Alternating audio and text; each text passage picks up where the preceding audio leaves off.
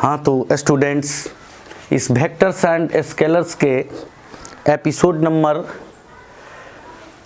3 में हम लोग देखना चाहेंगे किसी सदिश का परिमाण ज्ञात करना। ठीक है, to determine magnitude of a vector, to determine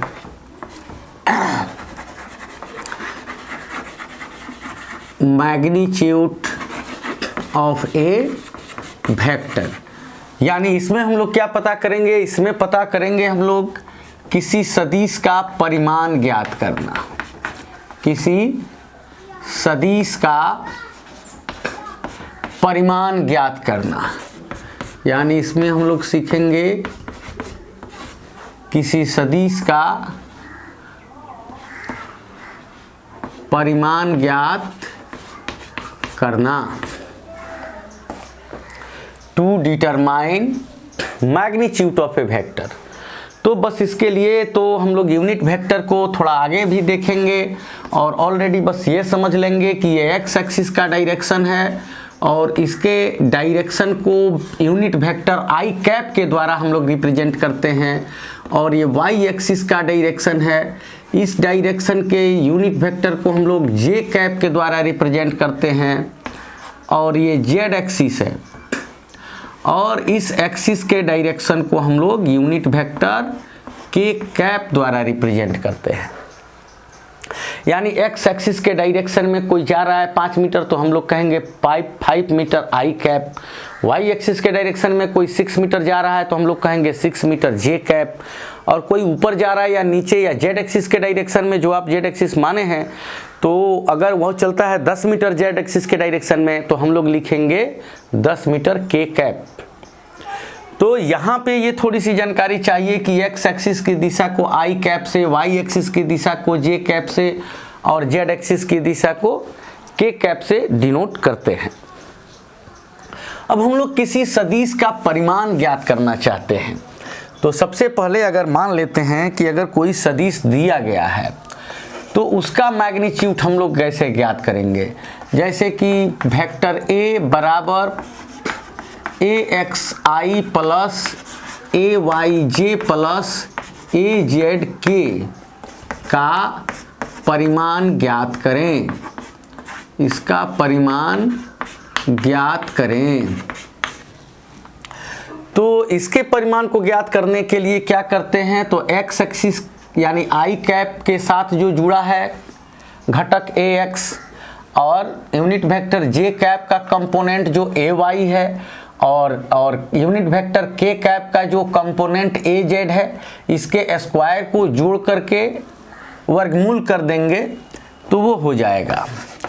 तो ये कैसे लिखेंगे कि वेक्टर ए का परिमाण, सदिश ए का परिमाण, तो सदिश ए का परिमाण क्या होगा, ए का मॉड, परिमाण के लिए मॉड लगाते हैं तो ये हो जाएगा अंडर रूट एक्स वाई और जेड का जो कंपोनेंट है, यानी ए एक्स का स्क्वायर यानी ए वाई का स्क्वायर यानी ए जेड का स्क्वायर, तो ये हो जाएगा सदिश ए का परिमाण।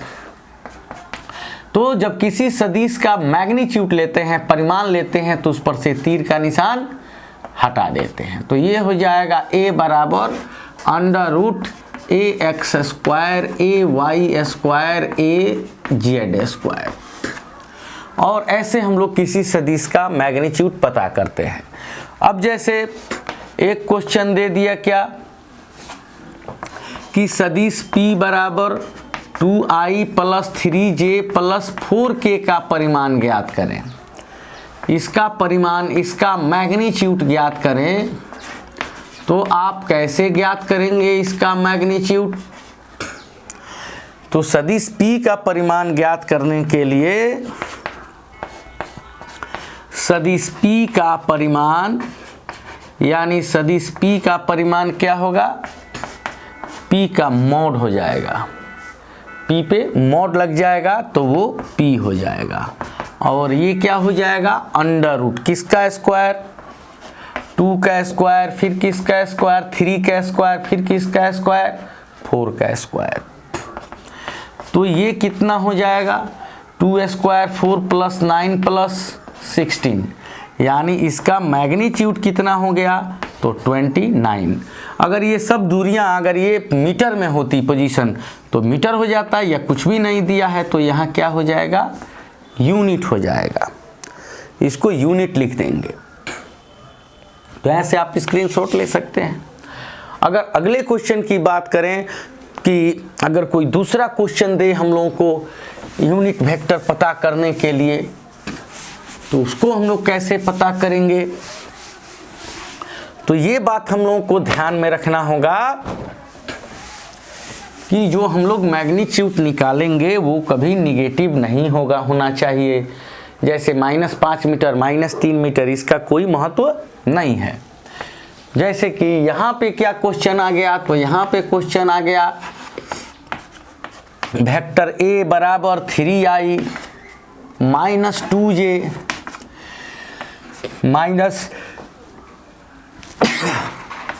-4k का परिमाण ज्ञात करें। ठीक है, तो आपको क्या ज्ञात करना है, 3i -2j -4k का मैग्नीट्यूड पता करना है। तो आप कैसे पता करेंगे, तो आप कहेंगे सदिश A का परिमाण, सदिश A का परिमाण यानी वेक्टर A का मोड, उसका मतलब क्या, तो under root i j k के कंपोनेंट का स्क्वायर का सम, तो i का कंपोनेंट 3 का स्क्वायर प्लस j का कंपोनेंट क्या है, तो -2 उसका स्क्वायर, और k का कंपोनेंट क्या है, -4 उसका स्क्वायर। तो ये कितना हो जाएगा, ये 9 + 4 + 16 यानी ये हो जाएगा 29। और ये पोजीशन अगर मीटर्स में होते तो हम लोग मीटर लिखते, अगर कुछ भी नहीं दिया है तो यूनिट यानी मात्रक लिख देंगे। तो यहाँ ये पता चला कि अगर जैसे कि यहाँ j और k का कंपोनेंट माइनस में है तो उसका स्क्वायर हो जाएगा, तो वो प्लस में ही आ जाएगा। यानी इससे ये पता चला कि कोई जो वेक्टर है उसका जो मैग्नीट्यूड है वो पॉजिटिव होना चाहिए। अब हम लोग इस बात को समझना चाहेंगे कि जब किसी सदिश का मैग्नीट्यूड लेते हैं, जैसे यहाँ वेक्टर A का परिमाण मॉड ऑफ A लिए, तो उस पर से तीर का निशान हटा देते हैं। तो तीर का निशान क्यों हटा देते हैं, तो तीर का निशान इसलिए हटा देते हैं क्योंकि उसमें अब दिशा नहीं बच जाती है। पहले क्या था, 2i -3j -4k, तो ये पता था कि 2 metre x axis, 3 metre y axis के निगेटिव डायरेक्शन में, 4 मीटर z एक्सिस के निगेटिव डायरेक्शन में, लेकिन उसका √29 आया तो ये पता नहीं चला कहाँ। जैसे मान लो किसी पॉइंट का पोजीशन वेक्टर दिया हुआ है, तो यहाँ पूछ सकता है क्या, यहाँ पूछ सकता है सदिश P बराबर 3 metre i cap 4 metre j cap, vector P बराबर 3 metre i cap plus 4 metre j cap का परिमाण ज्ञात करें। तो ये इसे हम लोग क्या मान सकते हैं, पोजीशन वेक्टर। पोजीशन वेक्टर का मतलब ये x एक्सिस, ये y एक्सिस, तो i हो गया x एक्सिस और j हो गया y एक्सिस। तो 3 मीटर i, 1 2 3 मीटर, यानी 3 मीटर पे, यानी कोई ऑब्जेक्ट जो है यहाँ से चला ओरिजिन से 3 मीटर x एक्सिस के दिशा में और फिर 4 मीटर y एक्सिस के दिशा में, तो 1 2 3 4, तो इसके सामने एक पॉइंट लाते हैं, इसके सामने एक पॉइंट लाते हैं, फिर इसके सामने एक पॉइंट लाते हैं। ठीक है, तो यहाँ पे वेक्टर P है। यानी आपसे कहा जाए कि देखो एक पॉइंट P है जिसका पोजीशन वेक्टर, जिसका स्थिति सदिश है 3 मीटर i और 4 मीटर j कैप, यानी x एक्सिस के पॉजिटिव डायरेक्शन में 3 मीटर और y एक्सिस के पॉजिटिव डायरेक्शन में 4 मीटर। तो अगर वेक्टर के रूप में दिया है vector p equal to 3 metre I cap plus 4 metre J cap, तो उसको वहाँ इस पॉइंट P तक हम लोग पहुँच सकते हैं, इसीलिए यह सदिश है। क्यों पहुँच सकते हैं? क्योंकि ओरिजिन से चलेंगे और देखेंगे 3 मीटर आई कैप यानी एक्स एक्सिस की दिशा में 1 2 3 मीटर चलना है, फिर देखेंगे क्या 4 मीटर जे कैप यानी अब यहाँ से वाई एक्सिस की दिशा में 1 2 3 4 मीटर यहाँ रुक गए। तो ये वेक्टर P का पोजीशन वेक्टर हो गया 3 मीटर आई कैप और 4 metre J cap. 3 metre I cap और 4 मीटर जे कैप इसका क्या हो गया? पोजीशन वेक्टर हो गया।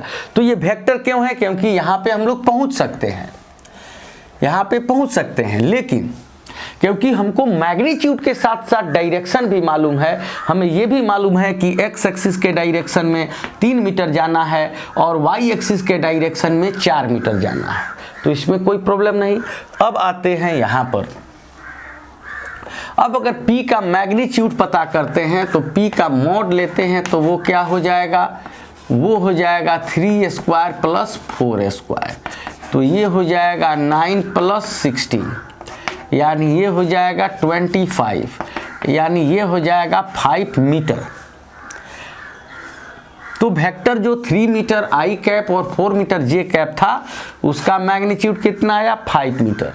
अब हम आपसे कहते हैं कि देखो ओरिजिन से 5 मीटर की दूरी पर कोई वस्तु है, उसको ये चौक दे करके आओ, दे सकते हो? बिल्कुल नहीं, क्योंकि 5 मीटर सिर्फ मैग्नीट्यूड है। आपको पता नहीं है कि वो एक्स एक्सिस के डायरेक्शन में 5 मीटर है या वाई एक्सिस के डायरेक्शन में 5 मीटर है या जेड एक्सिस के डायरेक्शन में 5 मीटर या किस डायरेक्शन में है, तो आप वहां पर नहीं पहुंच सकते क्योंकि सिर्फ मैग्नीट्यूड है। आप 5 मीटर जाके किसी व्यक्ति को ये चौक दे आए तो इसकी क्या गारंटी है कि वही व्यक्ति को आप चौक दिए हैं जिसका position vector 3 metre I cap और 4 मीटर जे कैप है? कोई गारंटी नहीं। तो जब किसी सदिश का परिमाण, जब किसी सदिश का मैग्नीट्यूड लिया जाता है तो उसमें सिर्फ मैग्नीट्यूड मतलब मैग्नीट्यूड, मात्रा बच गई यानी दिशा खत्म, सिर्फ परिमाण बच गया, इसीलिए उस सदिश पर से तीर का निशान हटा दिया जाता है। अब हम लोग चर्चा करेंगे यूनिट वेक्टर पर, एकांक सदिश पर। तो यूनिट वेक्टर जैसा कि नाम है एकांक सदिश यानी एक अंक वाला सदिश, तो उसके नाम से ही स्पष्ट है कि ऐसा सदिश जिसका मैग्नीट्यूड क्या है? 1 है। वैसे सदिश जिसका परिमाण एकांक होता है तो वो क्या कहलाते हैं? एकांक सदिश कहलाते हैं। तो ये हो गया यूनिट वेक्टर। यूनिट वेक्टर इसको कहेंगे एकांक सदिश।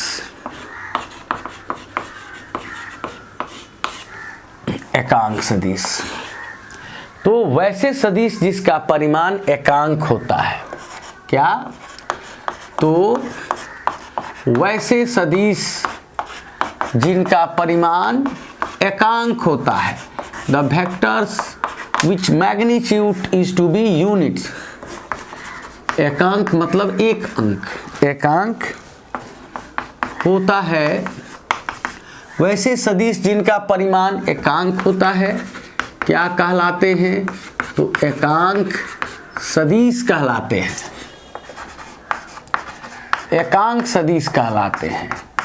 The vectors which magnitude is to be unit called unit vectors. और इन सदिशों का उपयोग कहाँ होता है? तो इनका उपयोग कहाँ होता है? तो किसी अन्य सदिश की दिशा को व्यक्त करने में होता है। इनका उपयोग किसी अन्य सदिश की